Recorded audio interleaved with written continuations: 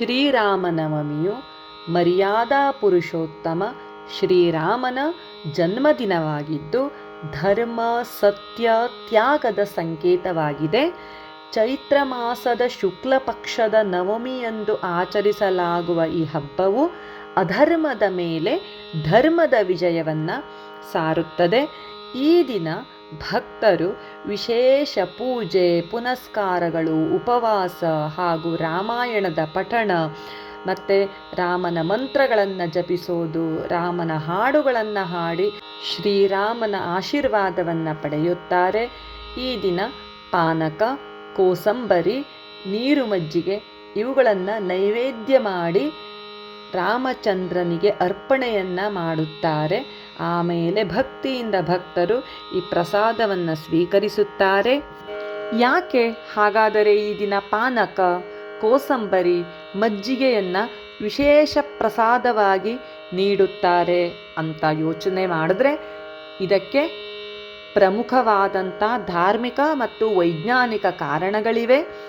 ಬೇಸಿಗೆಯಲ್ಲಿ ತಂಪಿನ ಅವಶ್ಯಕತೆ ಹೆಚ್ಚಿರುತ್ತೆ, cooling effect ಬೇಕಾಗಿರುತ್ತೆ.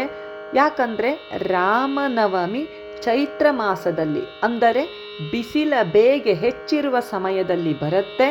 ಬೆಲ್ಲದ ಪಾನಕ, ಹೆಸರುಬೇಳೆ ಕೋಸಂಬರಿ ಮತ್ತು ನೀರು ಮಜ್ಜಿಗೆ ದೇಹವನ್ನು ತಂಪಾಗಿಡೋಕೆ ಸಹಾಯ ಮಾಡುವಂತಹ ಆಹಾರಗಳಾಗಿದೆ. ಪೌಷ್ಟಿಕಾಂಶ ಮತ್ತು ಜೀರ್ಣಕ್ರಿಯೆ ಅಂತ ನಾವು ತೆಗೆದುಕೊಂಡಾಗ ಈ ಆಹಾರಗಳನ್ನು ಸೇವನೆ ಮಾಡೋದ್ರಿಂದ ಜೀರ್ಣಕ್ರಿಯೆ ಸರಾಗವಾಗಿ ಆಗಿ ದೇಹಕ್ಕೆ ಅಗತ್ಯವಿರುವಂಥ ಪೋಷಕಾಂಶಗಳ ಪೂರೈಕೆಯಾಗುತ್ತೆ.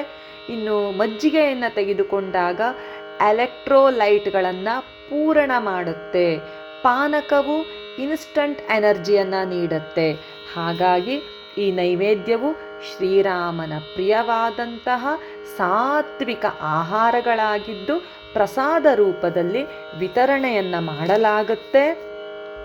ಪಾನಕವು ದೇಹದ ದಾಹವನ್ನು ತಣಿಸಿ ಡಿಹೈಡ್ರೇಷನ್ನಿಂದ ನಮ್ಮ ಶರೀರವನ್ನು ರಕ್ಷಣೆಯನ್ನು ಮಾಡಿದ್ರೆ ಮಜ್ಜಿಗೆಯು ಜೀರ್ಣಕ್ರಿಯೆಗೆ ಸಹಾಯಕವಾಗಿರುತ್ತೆ. ಕೋಸಂಬರಿಯು ನೆನೆಸಿದ ಹೆಸರುಬೇಳೆ ಸೌತೆಕಾಯಿಗಳನ್ನು ಬಳಸೋದ್ರಿಂದ ತಂಪನ್ನು ದೇಹಕ್ಕೆ ನೀಡುವುದರ ಜೊತೆಗೆ ಶಕ್ತಿಯನ್ನು ಕೊಡುತ್ತೆ. ಒಟ್ಟಿನಲ್ಲಿ ಶರೀರದ ಸ್ವಾಸ್ಥ್ಯವನ್ನು ಕಾಪಾಡಿಕೊಂಡು ಆರೋಗ್ಯಕರವಾಗಿಯೂ ಸಾಂಪ್ರದಾಯಿಕವಾಗಿಯೂ ಇರುವಂತೆ ಈ ರೀತಿಯ ಪ್ರಸಾದಗಳನ್ನು ವಿತರಣೆ ಮಾಡುತ್ತಾರೆ. ಇದರಿಂದ ದೇಹದ ಉಷ್ಣತೆಯನ್ನು ಕಡಿಮೆಗೊಳಿಸಿ ದೇಹದಲ್ಲಿ ರೋಗ ನಿರೋಧಕ ಶಕ್ತಿ ಹೆಚ್ಚಾಗುವಂತೆ ಮಾಡುತ್ತೆ ಈ ಆಹಾರ ಪದಾರ್ಥಗಳು. ಆದ್ದರಿಂದಲೇ ಈ ರೀತಿಯ ನೈವೇದ್ಯವನ್ನು ಮಾಡಿ ಇದನ್ನು ಪ್ರಸಾದ ರೂಪದಲ್ಲಿ ಹಂಚಲಾಗತ್ತೆ ಅಂತ ಹೇಳೋಕೆ ಇಷ್ಟಪಡ್ತೀನಿ. ಇದಕ್ಕೆ ನೀವೇನಂತೀರಾ?